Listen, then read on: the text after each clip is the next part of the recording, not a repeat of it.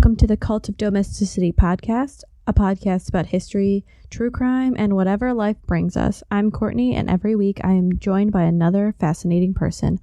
Let's see what we're going to talk about this week. Hey guys, July 13th is coming up soon, and if you want to meet me and a bunch of my podcasting friends, about 80 of them, come down to the True Crime Podcast Festival at the Marriott downtown, right on the Magnificent Mile, right by the Bean in that beautiful park. So I'm excited to see some of my favorites. All Crime No Cattle, Ignorance Was Bliss, Nature vs. Narcissism, A Paranormal Chicks, The Getting Off podcast, Dark Poutine. All of your indie favorites are going to be there, as well as a lot of the big names.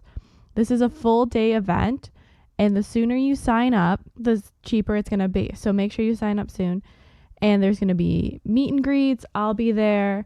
I have ordered some things, so if you're there you might get some exclusive goodies. And there's some amazing events going on, some panels like Getting Off and LA Not So Confidential are doing a live episode as part of this. There's also amazing panel with Court Junkie, Misconduct, and Pretend Radio. So really, why haven't you bought your tickets yet? I already have, and I hope to see you there.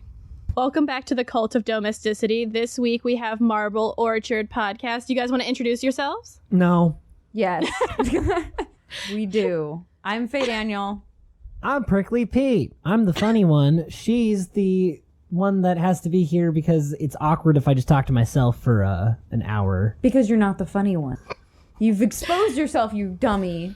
I mean, why do you think I always have guest hosts? Because it's awkward to just talk to a mic sometimes. I've done it before. It's not that bad. Yeah, he's done one solo episode or two. I don't remember. I don't know what was going on. It was because you were like, I'm sad, it's dark outside, I'm gonna go sleep for 4 days. I had to go be dormant like a weird dragon for a little bit, but I'm here now. It's because you the bear that you are requires you to fucking just go into a little cave during the winter and gain 45 pounds and sleep in a bed. Yeah, and then come out and just be like, I'm ready to be a human, and then I'm a human for a little bit, and then I just go back. It's a weird cycle, but we make it work. That sounds amazing to just sleep for 4 days. I don't know. I don't think it's It's a blur. I'm pretty sure it's just called seasonal affective disorder. Could be. Do you want us to introduce our podcast a little bit so people know what it is? Okay, so the Marble Orchard Podcast is a podcast that explores the murders and mysteries of the American Southwest. So I guess that's pretty much it. We do all sorts of stuff. We do crimes, we do cryptids, we do conspiracy theories. It's just a fun time. Yeah, anything and everything of the American Southwest we cover, which is 4 states that we kind of go through on a loopy thing. Yeah, we've been described as being both funny and arg bad. Yeah. So if that sounds like something you're interested in, go ahead and check it out. If you're on any of that spectrum, go for it. Well, I mean, you guys freaked me out because I had to drive on 80 right after you guys did your Interstate 80 episode. So guess who was paranoid? That street is fucked. That road is just fucked. Yeah. See, and that's what we're here for. We're here to just make people uncomfortable in their skin. Well, I was gonna leave it at feel, but I mean, you can go farther. You're just driving and you're like, wow, I remember all these horrible things that have happened on this road. You just gotta feel alive sometimes. I was in Nebraska, so I needed that. Yeah, because Nebraska's not alive. What is Nebraska? That's always what you ask when you're here. You're corn. driving through. You're like, it's just snow. It's corn. Snow and corn. Doesn't even snow I didn't even there? see corn. I don't even think it snows there. I think it's just corn. It snows in Nebraska? Is it? Maybe that's not actually snow. It's just popped corn. In the summer, fuck, it gets dude. too hot, and all the corn explodes. The across popcorn the just state. stays there until the winter. Oh man, I've been wrong. I've been wrong about Nebraska. How fucking gross it would get if it rained after the state flooded with popcorn. I'm gonna do the it. whole state's just this soggy, wet, white mass. Ew. It molds. That describes Nebraska on so many levels, though. A soggy, wet, white mass. Yeah. That's how I describe my co-host most of the time to people that don't know her also. Oh, I was going to say, think about the raccoons just chewing on that gunk. To live in Nebraska. To live. I think it's not as bad as New Mexico. That's all I know. I don't know. I have from when we were driving through, they had a little booklet thing, and it told you how many people and what was at each exit. And some of them, it's right off the freeway. and then like further in, and some of them were just nothing. I was like, well, then why is there a road? Why There's are you nothing? tempting me? Well, it's got to go to a fucking farm or something. That's true. It goes to It like has- the one family of 5. Probably. Like, that's it. Probably. Yeah. Ugh. I mean, there's fucking land back there in the state of build a road. Ugh, get rid of it. Just get rid of it. No, we need corn. We literally both had corn at lunch. I need my popcorn. You had Cheetos, which are mostly corn. They can't get rid of the Cheetos. That's what I'm fucking saying. And I had corn tortillas. My hot chips. We both ate corn. My hot chips. I haven't had corn in so long. I bet it was in something. High fructose corn syrup is in everything. Actually, surprisingly, fewer things than you would think, but that's just because my sister can't have corn syrup. She can't have fructose, so. So you just don't ever have it? We just have very limited things, because it's like in fruits and vegetables too, but she can eat gummy bears in candy, in case you're wondering. Interesting. So I guess they're not using the HF corn syrup. They're using sugar. HFCS? I was going to try to like come up with what the abbreviation What for do it they was on the use? fly. What do they and use I then? couldn't, so it just went HF corn syrup. Yeah. Sucrose. Okay. Regular sugar. I was thinking sucrose, and then I was like, maybe I'm wrong. I'm doing Or that. dextrose. I'm doing that paleo diet to shed this the fucking wedding weight that I put on for my friend's wedding, because that's what happens when you drink for an entire week straight. And you're not supposed to have like added fructose in that, and that's where I learned that lots of stuff had high fructose corn syrup. Okay. Oh, All the yeah. stuff you were used to eating has the high fructose corn Yes, syrup. which maybe that's not a lot of food. Maybe I just eat poorly, but that was something that I confronted. Yeah, your quickly. diet has high fructose corn syrup. Ketchup, fucking barbecue sauce, fucking Oh, yeah. all sorts. Now of you good get to watch stuff. me eat it. Yeah, it's a lot. It's like random things that you wouldn't expect. Oh boy! Don't we have a story to tell? Sometimes. We have 2 stories to tell, so we should probably... All right, so you said that we're gonna go first. Yes. All right, so what we're gonna cover is the what do you want to call it? Like disappearance. This is the strange, unsolved disappearance of Maureen Erin kidnapping. Fields. I didn't know if you want to go disappearance. She or didn't get kidnapping. kidnapped. It's unsolved. It's an unsolved disappearance of a Nevada woman. She's classified as endangered missing, Yeah, which means which something implies happened. kidnapping. Or aliens. Oh yeah, it implies something. It I'm doesn't pretty sure imply. this was a person, but anyway, of Maureen Erin Fields. She went missing on February 15th of 2006 from Pahrump, Nevada, which is a Wait, that's not a real place. yes, it is. My grandpa-in-law lives there, actually, so it is a real place. I know for a fact. I've seen the address on a card. So yeah, she was. Did he do this? No. Do we need to take a drive? No. Okay. fucking- no, he did not. do Podcasting on the this. road. Yeah. Suddenly we're like, oh, hang on, we gotta get up and go. Stuart did not kidnap her, I promise. Okay. Stuart is clear, FBI, just so you know.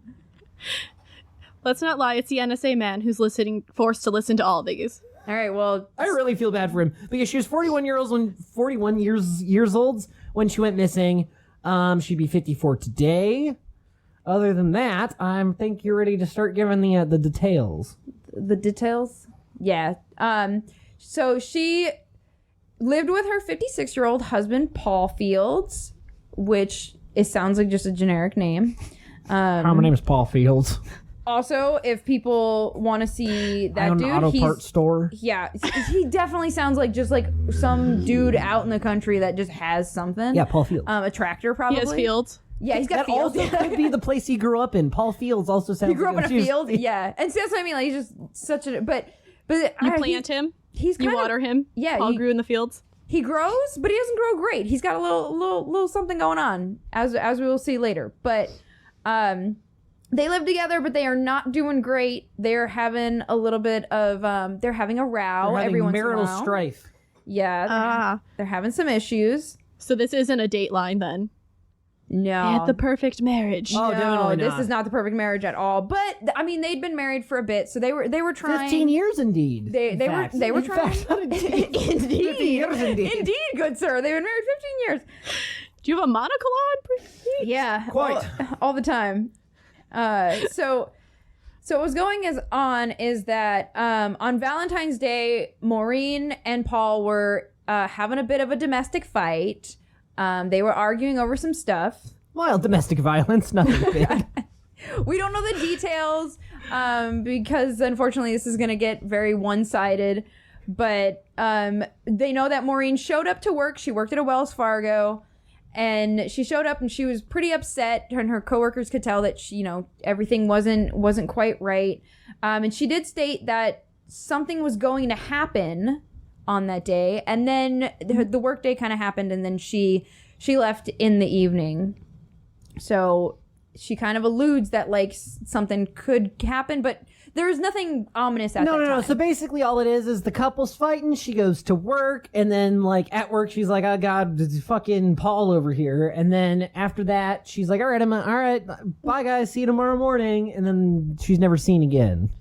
Yes. Ooh, so she's psychic. She could be. She could be anything. So Maureen didn't show up the next day for work at 8:30 a.m. as scheduled. She had a very good work record, so it was very out of place for her to even be late. So about 20 minutes after she was supposed to show up, her coworkers called her husband, and he said that he thought she'd left for work.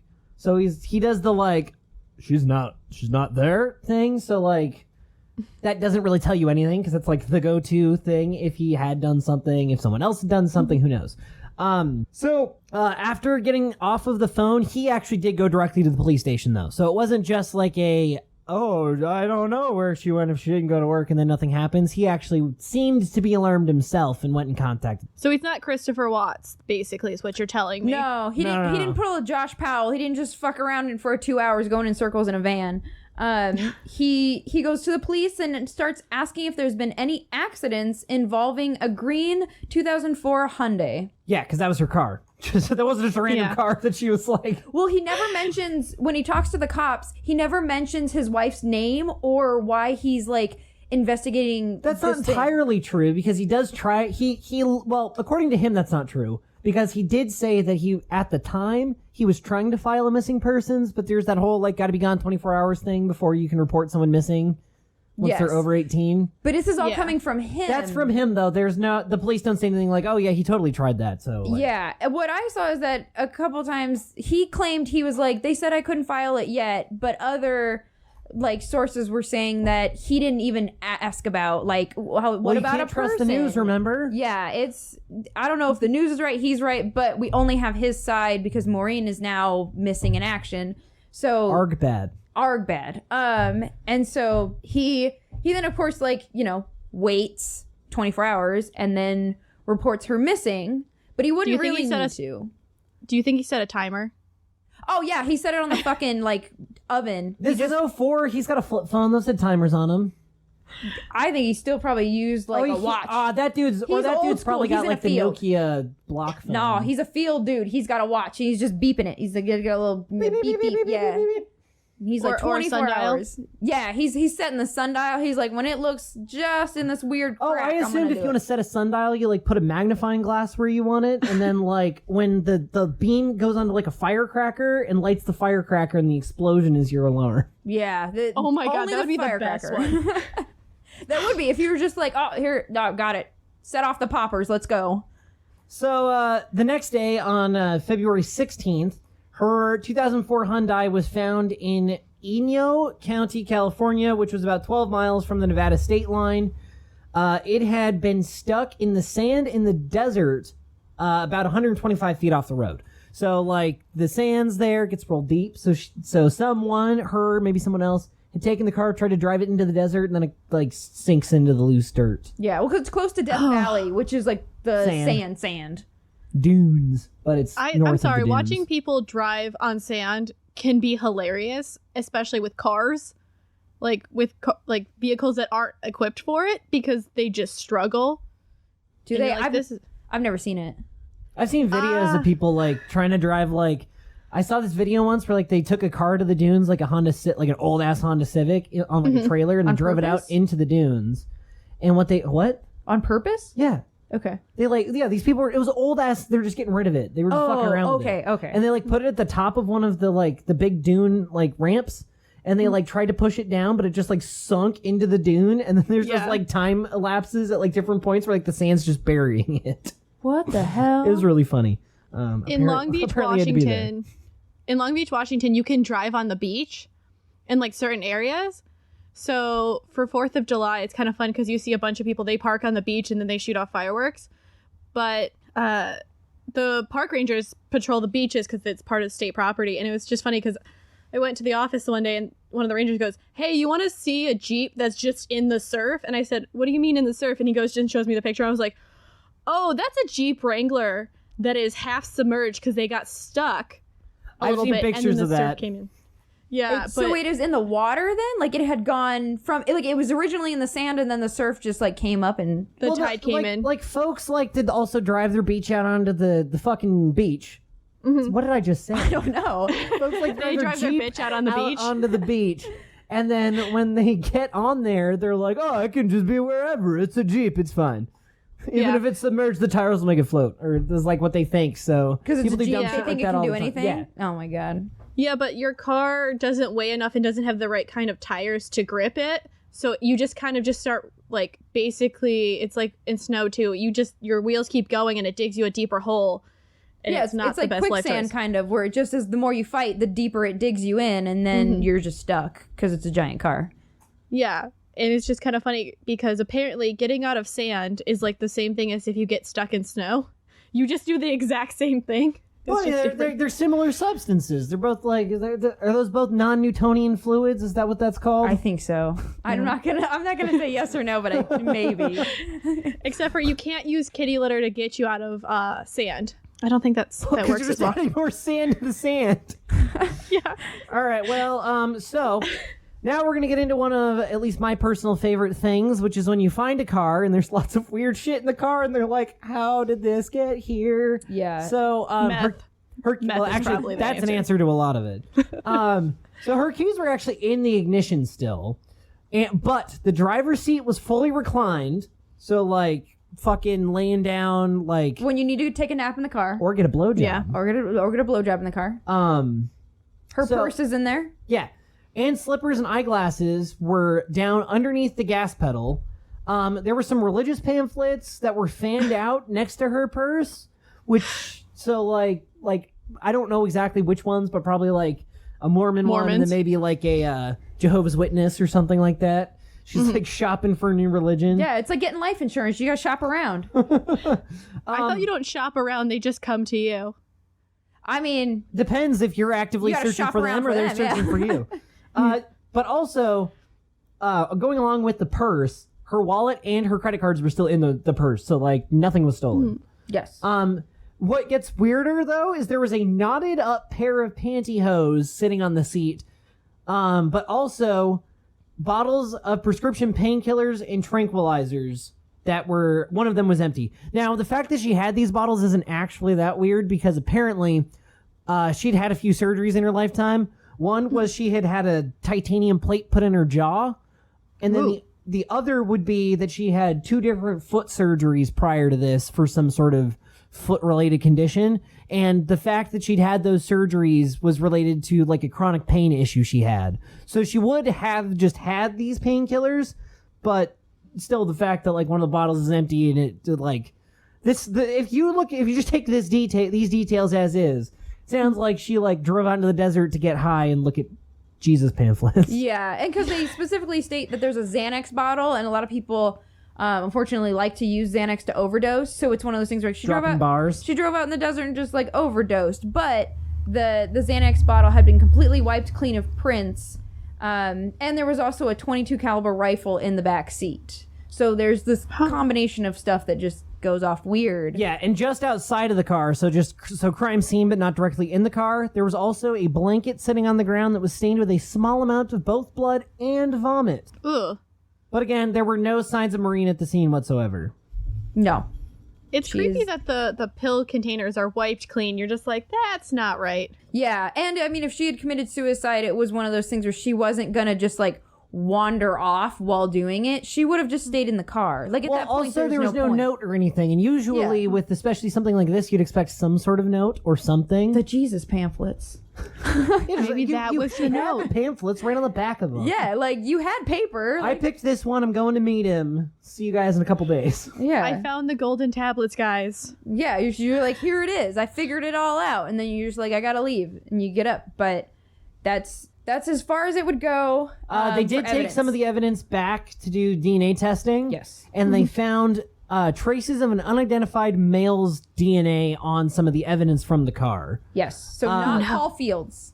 No, it was an unidentified male. Investigators stated that they believed the scene had been staged by whoever was responsible for Maureen's disappearance. Maybe Paul Fields. Maybe Paul Fields, but there's this unidentified male DNA, so like maybe not. Yeah. So it's like maybe Paul Fields with a buddy, but who's the buddy? And Paul Fields, it really isn't giving anything. His marriage was falling apart, but there's nothing that screamed that he would absolutely do this. No, and he was their like prime suspect for years, especially because her family insisted that like he was something to look at and that she was planning on filing for divorce and he knew. So they were like really trying to be like, hey, you should check out this creeper Paul dude over here. Yeah. And he does look like a suspect. He's got photos. He looks like he could be like, don't judge a book by its cover, but sometimes judge a book a little bit by its cover. Yeah. What if he got his like friend Paul Plow to help him out, you know? Yeah, that's what I mean. Like, is it all the Pauls? Are we just getting like I've never met a Paul I like. Paul Straw is coming in. Paul Horses. I don't know what else happens on farm. Your Paul farm puns are weak. I don't know any Pauls that like do farm work, but Paul Onions, yeah, we can get Paul Onions. Where's Paul Holes at? He can solve it. There we go. We can fight Paul with Paul. Like, let's just a chaotic Paul with a neutral Paul. We'll just neutralize the Pauls. That's how we fix this. And then we'll just bring Aaron Paul in just to summarize everything up. Yeah, just to commentate. Like we need a dude like showing the play-by-plays, and then the Pauls are going at it. Well, anyway, back to this Paul. Maureen's friends had described him as jealous, domineering, and stated that Maureen was afraid that he was going to kill her. So like we talked about, where she at work was always kind of weird about him. She had friends that also told the same story. She had told many people that she was afraid of Paul. Maureen had told many people she was afraid of Paul. But she did not say there was any actual physical abuse. I mean, so like, which people don't always speak out about. They can be, trying to keep it on the down low. Right, and she did tell people at work, like, hey, something's gonna happen. So like maybe there was, and that, hey, I just realized that was Valentine's Day. Yes, because she disappeared on the 15th. Yeah. So February 14th, the last day she was seen alive, was Valentine's Day. Was the sketchy day? Yes, and that's the day Happy Valentine's Day. Yeah, you're gonna disappear. Happy Valentine's Day. It's not fun. There's no chocolates. There's just weirdness. I mean, you could have put the Xanax in the chocolate. Just saying. So, I don't know how that would go you together. can always give it to your baby in Florida and then get off on murder charges. There's fine. I mean, that's happened too. There's lots of uses for Xanax. I prefer that you use it for what it's intended. And not a nanny service for your not child? a nanny service, not a exit from life strategy. So Paul's whole kind of story having to go with this was he just claimed Paul's whole story, not Paul Hole's story. Paul's whole story. I was going with it was a Paul's hole. Paul's hole in the story. Yeah, I was confused at where we're at. Paul's WHOLE story. That was his defense for the whole thing, was that he didn't do it. And that before she had left that day and vanished when he supposedly thought she was going to work, she had said, I might as well do it now. Why wait? Yeah, which could mean anything. Like, literally, that could be like fucking getting the car washed. Yeah. Which, yeah, I guess. Or getting Taco Bell. Yeah, like, why wait for Taco Bell to sell breakfast now? It's great. Oh, it's so good. Just get that Taco that Bell. breakfast Don't worry crunch about wrap it. is a gift from God. Just go grab one. Yeah. Don't worry about those calories. Doesn't count on during It does breakfast. have more calories than the normal crunch wrap. Does it? Yeah, the normal crunch wrap's like 550-ish calories. The breakfast one's like 700, almost 800. But the breakfast one actually fills you up. The regular It one also you tastes need to. better than a regular one, so. So this is now the Taco Bell podcast. Dude, I would totally do an entire show Just about Taco Bell. reviewing different Taco Bell things. The items, their menu's huge. You could do it. Oh, yeah. Have you not seen the Try Guys? The one guy eats the whole Taco Bell menu. Yeah, and it looks painful. Every time I watch them do stuff, I'm like, that has to hurt. And it looks like it hurts. I mean, I think they're going to space it out now because he's gotta... It can't be healthy. He did the whole Olive Garden menu last. Yeah, I'm just like... Isn't The it always Taste of Keith? Italy It's always already has Keith. like 2,000 calories or something in it. So tour of Italy. Yeah. The weird thing, it's got the lasagna and the fucking spaghetti or whatever it is. That's just asking to die. It's asking for Yeah. diarrhea is what it's asking for. He also tasted it all in a truck. Like a moving van truck. Oh, that's just like... Oh, I can just imagine like the nausea of like eating and then there's just a truck moving at a weird speed. No, it's parked. They had to keep moving it because they didn't apparently like a moving van with a bunch of people filming in it sitting in their parking lot for too long.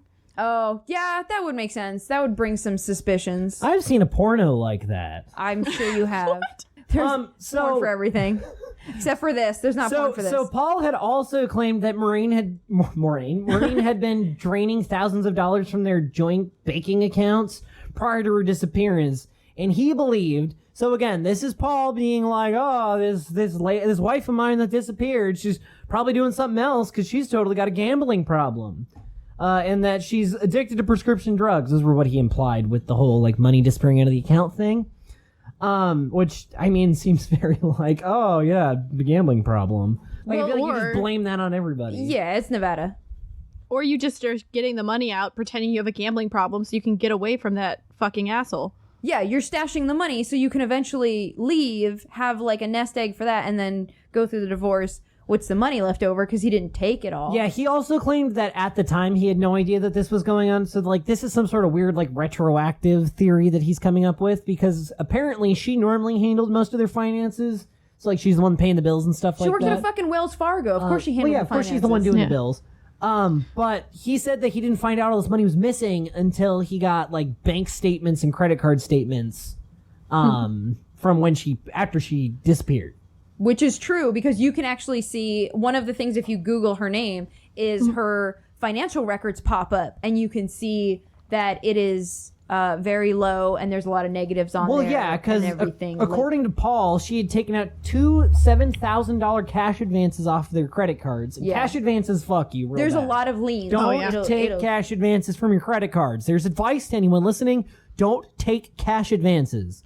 And she'd also withdrawn $2,000 from their joint banking account. And so with all this stuff, his official endgame theory was that she had staged the suicide and run away rather than facing and like owning up to what she had done. Yeah. Which there's unknown male DNA at the supposed crime scene, so it makes sense that like, oh, she ran off with a lover. Do you know and what took his all this excuse money. for that is? He said that he had evidence that Maureen had asked a third party to kill him prior to her disappearance. An allegation the police have no evidence for and have no reason to believe. Of course not. Of But course. that's his excuse for that, is that literally she's got a hitman in the car with her. She's got a hitman boyfriend to come after That him. she's somehow paying off with, what's that, $16,000? Like, that's the other part to this is I'm like, you're acting like she's got like hundreds of thousands of dollars that she's stolen and is like running away to start a new life. 16 grand isn't even enough to buy like a new Kia anymore. So like, what are you expecting? It might be enough to buy a new identity. It could. I don't know, man. You're probably getting a real bad identity with that. Like, I imagine better identities cost more money. So this, you're getting like some sort of like woman, an unmarried 38-year-old woman who lives with 4 cats in a studio apartment in like, we'll call it like an okay area of Los Angeles. What if she becomes Paula Fields? Like she just like adapts to being like him. Paul's a typo. It's supposed to be Paula. Paula Fields. Oh my She's God. totally fine. That would be great. Yeah. So that's unfortunately where it kind of stops in the initial, is that all they have is Paul and they kind of think he has to know something, but they can't quite figure out with all his ramblings what's going on. No, and they especially didn't believe him after they like actually checked into all this stuff, because like if he's saying that there's $16,000 missing, they can just check. Yeah. Like the police can just go check the fucking bank records. Yeah. It turned out that she'd only taken one $4,000 cash advance off the credit card, not 2 separate $7,000 ones, and that she'd used that money to pay off another credit card. Which So, like, which he might have racked up. Like it's one of those things where like we don't know who racked it up. That's credit card debt. People got credit card debt. I got credit card debt. You had credit card debt until you decided to steal from the fucking banks and fucking settle out of whatever. Well, so like, it's getting paid. Who the fuck cares who's paying it? Everybody's got credit card debt. It's very normal. Yeah. It's how Americans live. It literally is. It's how you function. Especially it's how we get through this fucking mortal coil. Well, yeah, especially if you're like middle class to anything below that, it just happens. So like, that's not that suspicious. Yes. But Paul's alibi also was kind of sketchy because he said that he was at home on the 14th with Maureen, which is apparently like Valentine's Day. It's the last day she was seen. But his cell phone records show that he was calling an acquaintance, which pinged off a different tower in a different side of town. So he was not at home. So they don't quite trust what's going on. And cell phone records are kind of tricky. And a lot of people are almost siding with that they're as crazy as like the whatever the fucking thing is called. Not the metal detector for people. What's it called? Oh, lie detector. Lie detector. Polygraph. Metal detector. Metal detector for people. Yes, Are you saying that lies are metal? I don't understand. I don't know what I don't know either. But a lot of people think that that's kind of tricky, and they are. But well, polygraphs are complete bullshit. That's what I mean. Like people are starting to think that the cell phone tower records do the same thing in court, but it still is. I trust those more than I trust polygraph tests. I do too. I think they're at least semi-correct. So Paul has got some. Well, like a cell tower is good enough that like if I'm pinging off a cell tower here, you know I'm not in fucking Anchorage, Alaska. Yeah. But like a polygraph test literally could be nothing. It can just fucking the person who's interpreting it, quote unquote, can just like say I was lying even if I was like. But you can also turn off your phone as you leave this area, and then if you don't turn it on until you get to where you're going, it will still show that you're in town until you turn it back on in the new place. So it will show that. So it's like it can be fucked with. Yeah. So that's why I'm saying like it's not always taken as like hardcore fact. But that's like missing evidence. That's not like it's not like false evidence. False evidence. Yeah. That's what I'm saying. But Paul's got a little bit of explaining to do, but he's not doing it. So everything kind of goes cold of what's going on until 2012. And in 2012 it gets hot. Because we're getting the elderly involved. Oh no. So in 2012, the DNA of that was found on those knotted pantyhose gets linked up to an 81-year-old convicted sex offender named Keith Wayne Holmes because he had been incarcerated. So this is a little off, but he basically was like incarcerated for trying to get a girl to get in his car. Not just any girl, a 12-year-old girl. A 12-year-old girl in California, in Parablossom, California. So he's not too far from Nevada. No, where this just is all over taking 200 place. miles from Pahrump. So an easy drive, an easier drive than what you have had to do. 200 miles is something you could do in a day. It's like 4 hours. But she had to go across the country. Well, I'm just saying in general, like going from Parablossom to Pahrump, like that's totally doable. 200 miles, I think, is a little less than Cincinnati to Cleveland, and I do that probably every 3 months. Yeah, so see, there you go. trip. Boom. It's totally something you can do. So see, you could definitely commit a crime in that stretch of distance, no problem. Investigators also knew that he was in Pahrump in 2006. So. Yes, he was traveling through there during the time frame when Maureen goes missing. So the little girl does not get in the car though. But he is arrested. That's a good little girl. Yeah, she did the right thing. She screamed and ran. Some 12-year-olds are smart. That's that age where it's like a 50-50 whether they're idiots or whether they're not. It happens. But he is arrested for that. And then, of course, they take his DNA. It pings with the DNA that they've got on there. And so they suddenly go like, how the hell are you connected? Because you're 81 and you don't know these people. Yeah, so they talked to him, and he claimed that he'd met Maureen and that they had had consensual sex and that he left her alive in Death Valley. I just like that little phrase there. That little...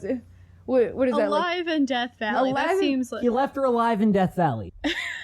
What is that called when it's like a... Oxymoron? Yeah. Is that what you're talking about? It's not quite an oxymoron. You're an oxymoron. You're an oxymoron. You're just a moron. You don't even get the oxy part. You don't get the oxygen part of that. You don't deserve the oxygen part. You're just the moron part. Are you calling me a waste of oxygen? Yeah, you waste of oxygen. Quit taking my oxygen. You're too close to me. He also stated that he had known Paul, but he didn't provide any further information about Maureen at all. Yes, and the biggest problem was that he, at this time, had dementia. So he would go into he would go into states of like real lucid to completely unsure of what was going on. So it was very tricky to interview him because like WP just said, he said that he knew Paul, and then when they would say like, well, how do you know Paul? He would just be like, I just know him. Yeah, and unfortunately that whole kind of lead dies off relatively quickly afterwards because Holmes died in prison hospice in April of 2014. So he's not around to question anymore. Investigators did say, though, that despite identifying his DNA at the site, that does not mean that they rule out Paul as a suspect. Yes, it's believed that the two men were somehow involved in Maureen's disappearance and that she did not disappear of her own will, which is why she's still listed in all the databases as endangered missing. So it is, the dementia part, I think, is like the critical point because the guy, like, his DNA is there. He has no explanation of why his DNA was there. But they also can't push him too hard because if you got dementia, like, you can play the dementia card whenever you want. Yeah, there's no way to convict him if he's just like, I don't know what's going on. But he never, he would go through stages of being like, yeah, I met Maureen and then we had sex. And then they would come back, interview him again. And he would just be like, I don't know who that is. I've never seen that lady in my life. And so it's one of those things where it's so fucking tricky. Yeah, I had two grandparents with dementia, and, you know, good days, it's like, oh, wow, I'm talking to you again. Bad days, you know, either they're non-responsive, or my favorite was my grandma thought she was not at her house, and she's like, why am I at the library? She's in her living room. She thought she was kidnapped and moved to the library? She just thought she was at the library. She didn't think she was kidnapped, and then you kind of just wheel the wheelchair around, and you're like, okay, Dorothy, we're home now. Oh, you just kind of move it, and you'd be like, we took the trip home. Wow. See, that's so sad, and it's so hard to, like, maneuver days to, like, you know, keep everything consistent. Yeah, I mean, if he was in a assisted living, like a hospice, they would keep it pretty consistent. So the more consistent you are, the easier it is. So it'd be helpful to have more good days than bad days. But if you have a bunch of different people in and out, and I wonder if they had the same detectives going, because if you have the same detectives going, you build a rapport and he would remember better. Just from my experience. They probably did just because they had the same, like they probably assigned the guys to like the case and then kind of figured it out. But if they were bringing some of the Nevada guys to where he was, then that would be real inconsistent because they would have to drive those miles all the time trying to connect it. So yeah, these cases never quite go into like who they're using and how steady of the people they're using. But I assume there was no way of keeping it consistent. And then this is in 2012 that they find the DNA and they find Holmes. And then in 2014, which is only 2 years later, he then dies. So it's one of those things where like in that 2-year time, how much they got out of him is really kind of up in the air. Yeah, and that could be, depending on it, could be a difficult length of time to build a rapport with someone with dementia.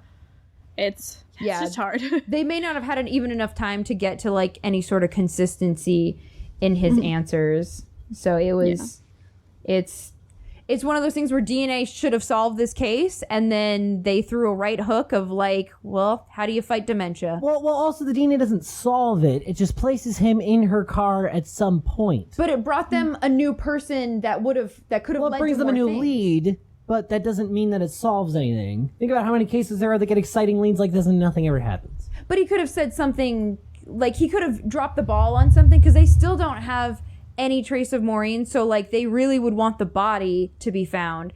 And he could have, you know, mistakenly said something that then like leads them to go find that body. But coulda, woulda, shoulda, coulda, shoulda, woulda, coulda. It's unsolved. So questions. There's all questions. It's all questions. Yeah. There's all questions. But I do believe my theory for this one, if we want to get into like what we think happened, my theory is that Paul Fields was real bad at money, and so he got himself in all this debt. Maureen was just trying to make sure her credit didn't go to shit.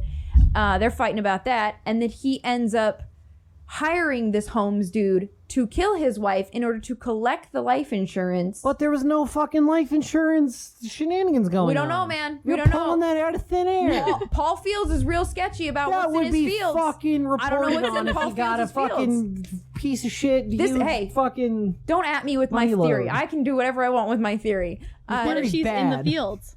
Yeah, what if he fucking bought a field, put her in the field? We don't know. That doesn't give him money. You're spending money and not making any money. Well, she was declared dead in 2009. So but he didn't get money. I know, but he could have tried to collect some money or some sort of crazy thing. You're making that up. I think he sent someone to kill her for money. I don't think so at all. I think he just thought she was annoying and wanted to get rid of her. That's it. He's just like, you know what?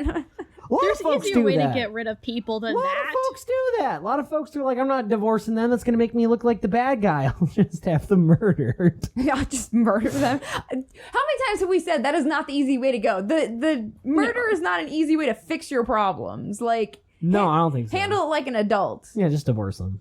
Have you not watched enough Dateline to know that's not how this goes? Like, you're not going to get away with it. That's not it's not the American way. I watched How to Get Away with Murder. It's fine. Yeah, they're all lawyers. That's how they get away with murder. What if Paul Fields became a lawyer? That's what happened. Paul Fields graduates Harvard Law. I would watch that show. I would wonder. I would wonder if it takes place in a field, and I would watch it just for that. It's just Aaron Paul in a field. Yeah. He's just staring in there, just wondering, like, what do I lawyer? And then Paul Holes pops up and just catches him in a butterfly net. Yep, just boom, done. Like, and then case closed, because then he just like looks at Paul Holes and he's like, I gotta confess, and then he confesses to everything, and it's fixed. Well, in case you can't tell, this is the end of the story. Like that's it. This is our theories. This is all it is. Because I mean, Maureen's case is still unsolved. I do personally suspect that he was involved, but I don't think it was for money. I think he's just like, get rid of this lady. You think he just want to get rid of her? Yeah, I think it's to slam some new ass. Ugh. Could be. It could be both. It could be both. But he didn't get money. There'd be proof of the fucking money. All right. We don't know if she had a life insurance plan. Yeah. So I think that would have come up. Nah, I don't think they're releasing it because I think that might be key part of it. We don't know. They don't release shit sometimes in order to figure out what's going on. No, I think they'd release that. So, do you guys want to tell everyone where to find your podcast at? Oh, yeah. So you can find us on iTunes and all the whatever podcast app. I think we're on all of them. We're on Spotify. We're on Stitcher, whatever everything is. Stitcher, Google Play. Google Play. Those aggregate apps, everything. At Marble Orchard Podcast, again, we cover murders and mysteries in the American Southwest, if that sounds interesting to you. You can also, we have a Patreon because we do bonus episodes because we don't want to do ads because ads are dumb. So just support us there. Yeah, we please just like, I don't know, go find, if you Google us, you find stuff, which is cool. Yeah. That's the best thing about the internet. Okay. So next week I'll be back with these guys and we're going to hear another story. We're going to go medieval. Hell yeah. We're going to get historical. Yeah. Bye. Welcome to the promo for the Marble Orchard Podcast, the weekly podcast that explores the murders and mysteries of the American Southwest, hosted by me, Prickly Pete, and my co-host, Faye Daniel. And we're not just another true crime podcast. We also discuss history, unexplained events, and local monsters. You can find the podcast on iTunes, Stitcher, Google Play, or your favorite podcast listening app. Hey guys. Hey y'all. I'm Shelby. I'm Jenny. And we are Wives' Tales. Yeah, we're a weekly podcast all about dark mysteries, twisted legends, spooky folklore, and creepy creatures. Follow us on Instagram, Twitter, and Facebook, and you can find us anywhere podcasts are played pretty much. Yeah. Y'all keep it twisty. That's right. Bye. Of Domesticity. We're available on all podcatchers. Remember to rate, review, subscribe to help spread the word, or just force other people to listen to it. Our Facebook and Twitter are at Domestic Podcast, and our Instagram is at the Cult of Domesticity. We also have podcast merch at Threadless. As well, if you want to support us financially or show some appreciation, we have a PayPal tip jar and a Patreon, which has some pretty great perks. Any topic suggestions, feel free to email us at domesticpodcast@gmail.com. Remember to stay domestic and cult free.